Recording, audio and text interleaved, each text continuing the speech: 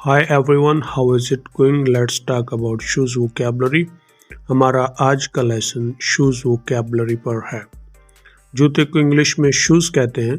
क्या हर तरह के जूते को इंग्लिश में शूज कहते हैं? जी हाँ, आप हर तरह के जूते को इंग्लिश में शूज कह सकते हैं क्योंकि शूज एक कॉमन नाउन है।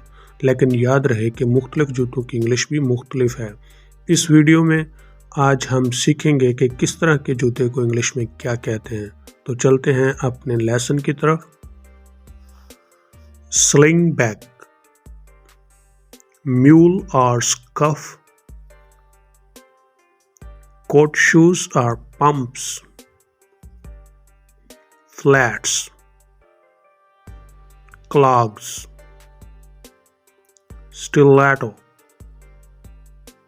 wedge, platform, kitten heels, slippers, sandals, flip-flops, crocs, lace-ups, brogues, loafer, trainers or sneakers,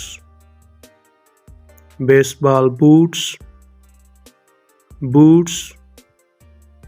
Wellingtons or rubber boots,